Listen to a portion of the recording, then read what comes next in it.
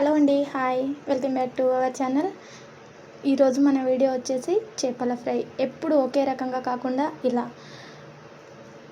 పచ్చిమిర్చి కారం వేసి ఒకసారి ఈ విధంగా ట్రై చేయండి. టేస్ట్ చాలా బాగుంటుంది. క్రిస్పీగా తింటూ ఉంటే కరకరలాడుతూ వచ్చేలా ఇది ఎలా చేసుకుందామో చూసేద్దాం రండి. దానికోసం ముందుగా ఇక్కడ నేను చేపలు అనేటివి తీసుకున్నాను. ఇలా నీళ్ళు వంపేసి ఫ్రెష్గా కడుక్కొని పక్కన పెట్టేసుకున్నాను. తర్వాత ఒక మిక్సీ గిన్నె తీసుకొని దీంట్లోకి 2-3 ఎల్లిపాయలు ఉంటే అల్లం ముక్కలు కూడా, నా దగ్గర ఇక్కడ అల్లం ముక్క లేదు కాబట్టి నేను ఇక్కడ అల్లం పేస్ట్ వేసుకున్నా. తర్వాత ఒక 5-6 పచ్చిమిర్చి, కారాన్ని బట్టి మనం ఎంత కారం తింటామో అంత. నేను ఇక్కడ ఒక 5-6 పచ్చిమిర్చి తీసుకొని ఇలా మధ్యలోకి ఇరిచి ఈ గిన్నెలో వేసుకున్నాను. తర్వాత ఒక గుప్పెడు కొత్తిమీర, రుచికి సరిపడా ఉప్పు, కొద్దిగా ధనియాల పొడి వేసుకొని ఇది మిక్సీ పట్టేసుకోవాలి. ఇలా పట్టేసుకొని తీసుకొని ఇంకో ప్లేట్ తీసుకొని దాంట్లోకి ఈ పేస్ట్ అనేది వేసుకోవాలి.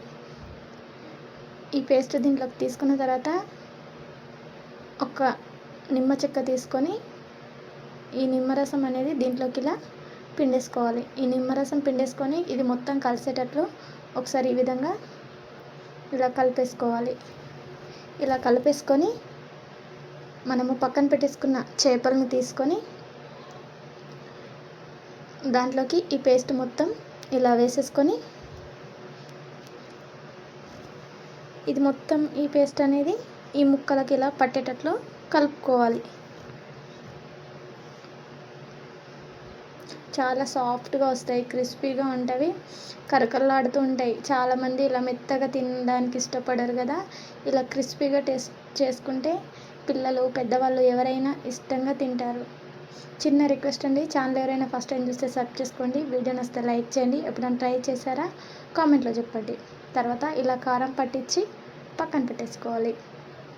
తర్వాత స్టవ్ ఆన్ చేసి ఒక ప్యాన్ పెట్టుకొని దాంట్లోకి ఇలా కొద్దిగా ఆయిల్ వేసుకొని, ఆయిల్ హీట్ అయిన తర్వాత ఇలా కరివేపాకు నేను వేసుకున్నాను. ఇలా చిన్నవి కరివేపాకు పెట్టుకొని దీనిపైన ఇలా చేప ముక్కలు అనేటివి ఇలా పెట్టేసుకోవాలి. ఇలా 2 వేసి మళ్ళీ తర్వాత కరివేపాకు తీసుకొని దానిపైన కూడా ఇలా చేప ముక్కలు అనేటివి తీసుకున్నాను.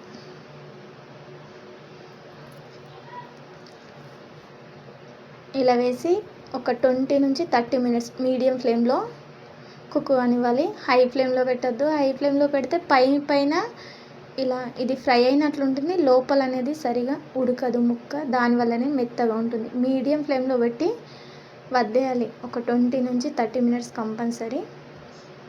తర్వాత ఇది చూడండి ఇలా వస్తుంది. దీన్ని ఇలా రిటర్న్ చేసేసుకొని ఒకటొకటిగా ఇలా మొత్తం తిప్పేసుకోవాలి. ఇలా స్లోగా మళ్ళీ ఒక 10 నుంచి 15 మినిట్స్ అలా ఉంచేయాలి. ఇలా చేసుకుంటే చాలా సాఫ్ట్గా వస్తాయి చేపల ఫ్రై. నేను ఫస్ట్ టైం ట్రై చేశాను కానీ సూపర్గా వచ్చినాయి. తర్వాత చూడండి ఇవి ఎంత బాగా ఫ్రై అయిపోయినాయో, మాడినట్లు కాదు. అది ఏంటంటే పేస్ట్ ఉంది కదా, ఆ పేస్ట్ కొంచెం ఇట్లా అయ్యి కానీ చాలా సాఫ్ట్గా వచ్చినాయి. టేస్ట్ కూడా చాలా బాగున్నాయి.